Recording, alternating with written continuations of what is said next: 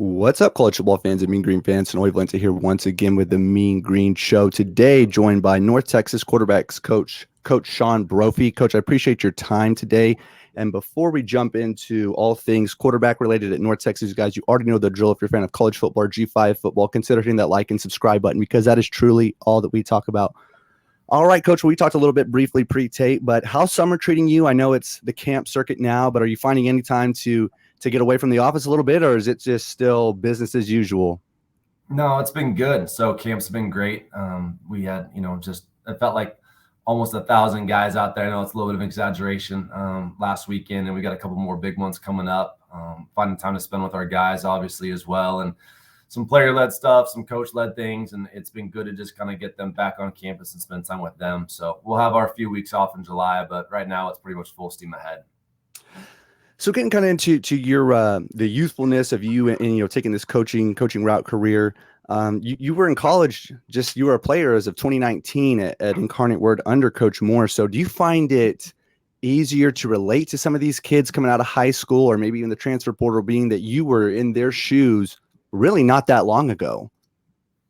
Yeah, I don't know if it's so much of a youth thing as it is. I think that can help certainly at times, but I think it's more of a familiarity with the offense, a familiarity with playing the position. I think that plays the larger role in that and being able to kind of regurgitate information and think back to certain instances playing in this specific offense and then coaching it the last couple of years, coaching high school football for a year after I got done, coaching at UIW, coaching at Washington State last year. So there's a number of us in this building that know this system like the back of our hand. And certainly there's been tweaks. And, Coach Cooper's had a huge influence in the run game, and Coach Gilbert's had a big influence as well. And Coach Cobb's carrying over some things that they did really well last year. But I think it's more of a comfortability in the offense and understanding the terminology and having seen it and seen a bunch of different looks out of all these plays that we run. And that has been the biggest help to those guys, I think, is having somebody in the room that can really sit down with them and spend a bunch of time with them. And then too, somebody that's going to help them improve as quarterbacks, I think has been nice and welcome for them in the sense that, I played the position. I've gotten to be mentored by a bunch of people and, a bunch of guys that I've been able to call on as well in this year to get on Zoom and help out with these guys. And so I think it's been a breath of fresh air for them. I know it's been awesome for our staff as well. And so I think there's a bunch of things that have kind of culminated in the sense that, the guys that were here on campus have improved and the guys that we brought in are making positive strides as well. When you're evaluating a quarterback, for potential recruiting and all of that, what exactly are you looking for in that player, whether it be on the field or off the field? I think it's there's a twofold thing for us. For us, there's critical factors. Recruiting a quarterback is such a different beast than many other positions, typically because you just are going to sign one a year. And so for us, specific skills being size, athleticism, arm talent, arm strength, accuracy, all those things. But then critical factors, what's his GPA? How productive was he in high school? Is he a competitor? Is he a leader? What do the coaches have to say? But more so than that, what do people around his high school have to say, or college if he's a transfer portal guy? It's a really, really unique beast to recruit quarterbacks in a certain sense, and once you get that one in place, usually the dominoes kind of fall to build a class around that.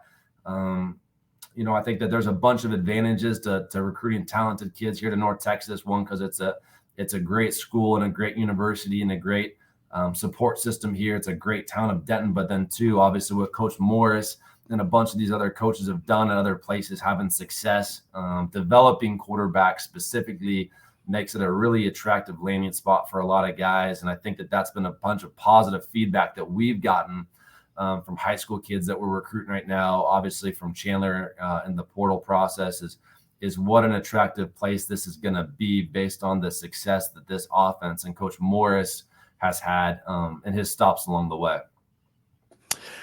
So speaking of the transfer portal era, obviously it's, we're starting to get used to it, I guess you could say, but it's still really new. And especially, right. We saw North Texas get affected by it, as well as pretty much most of the schools in the nation. And that's the post-spring transfer. And as it pertains to the quarterback position, do you anticipate any things like as far as maybe as a pitch count, how many times are you going to give, a certain quarterback how many reps, because at the end of the day, I mean, what happens if QB1 hits the portal? I mean, how do you anticipate, you guys planning on approaching that, in the years to come? I think it's one of those things that people, it's kind of an adapt or die thing. And I think that there's a lot of positive things that came out of the portal. For us, we understand that, and really for every team, is that you're not going to ever fully know who your team is until you really hit this time of the year, right? And so, there's always going to be a guy or two that leave in that second window right there. Quarterback specific wise, it won't ever change anything as far as how we compete, who gets reps, who doesn't get reps.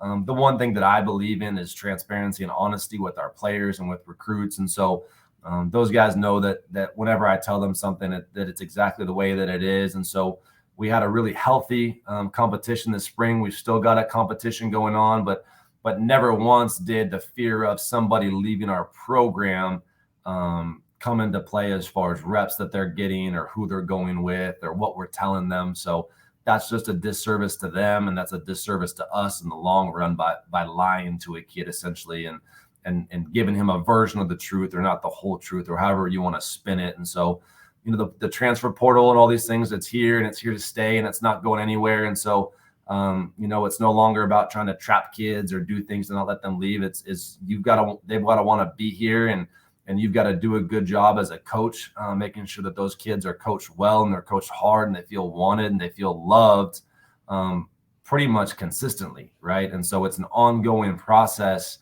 that you have to be really diligent about. And I think our staff does a great job. I think Coach Morris does a really good job doing culture building things with our guys, telling our guys that we love them, and putting these guys ultimately in a position to have success, because that's all these guys want to do, is they want to have success playing football on Saturdays and hopefully have a chance to go do this thing on Sundays professionally. Speaking of the quarterback competition, who's going to be the starter? I'm just kidding. No. But out of Rodgers, Reuter, and Earl, what do they as individuals bring to the table to this quarterback competition? Yeah, it's been fun. We're so busy. We don't, I see certain things sometimes, and, guys have come up to me and asked me these questions, and I don't really understand where a lot of these preconceived notions came in from the guys that were here initially. And I think it was unfair. I understand that Jace had played a couple years ago, but I think that circumstances and different things out of his control, I think a lot of people dictated to him who he was and who he was as a player. Same thing with Stone. And I think obviously everybody assumed, because we brought Chandler in, that was going to be the guy. And he very well ended up being the guy. He did have a good spring. And there's just so much more that goes into evaluating that position that people don't see from the outside, right? Who are they getting reps with, right? Were there busts? Did they bust an assignment at the quarterback position? Be it communication, execution technique, all those different things that, from a layman's perspective, certainly, sometimes people don't see. But then sometimes the obvious too is we want a guy that's going to move the ball up and down the field, and people can see that, and who's going to put points on the board, and ultimately who's going to give us the best chance to win. Okay. And so all three of those guys have similarities, but have unique differences as well. And so understanding how to coach those guys, right? What makes them tick, right? Treating them all equally, right? But coaching them all a little bit differently based on what they need, okay, to get the most out of them, right? Because at the end of the day, we're not about, trying to fit a round peg in a square hole. I don't want a bunch of robots in my room. That's not the business that I'm in. We're going to try to get the best version of each one of those guys. And whoever gives us the best chance to win games on Saturdays and go win a conference championship, that's who's going to be our guy. So this past spring, for the final spring game, the decision was made that the quarterbacks were going to be completely live. When you got wind, or when you got word of that was going to be the case, was that kind of a shocker to you, or was that something that Coach Morse did back in Incarnate Word? No, it was really a decision that he and I made together. It was one that I never really thought that I'd want to make in my career, but ultimately we just decided that, these guys are good athletes. And so many times, as when the red jersey's on, the defensive line runs by him and touches their butt, and all of a sudden it's a sack, and you just can't get a true evaluation of the ball moving up and down the field. And I think that, it's evident when you watch that, how well the ball moved with certain guys in the game, and what their athleticism allows them to do, and we haven't majored in quarterback run before, but, those guys, add an extra element with their athleticism. Certainly, I think they're all excellent passers, but, You see Stone breaking off crazy runs, and Chandler had a couple really, really great plays, and Jace had some nice scrambles for first downs, not so many QB design runs, but it's something that we were able to get a better evaluation on them. Going forward, when you have a guy, if you have an incumbent starter, okay, it's not something that you obviously want to do, but for us, we felt like it was a really good way to get a more accurate kind of, case by case basis to see where those guys were. And I think that, at the end of the day, we're going to be happy that we did that. Okay, last question before we get you out of here. So when you do find some time to get away from the grind of being a college football coach, what do you like to do in your free time? We don't have a ton of free time. I'm not a great golfer, but I certainly love to go out there and take some hacks at the ball. Spending time with family and friends certainly is always at the priority.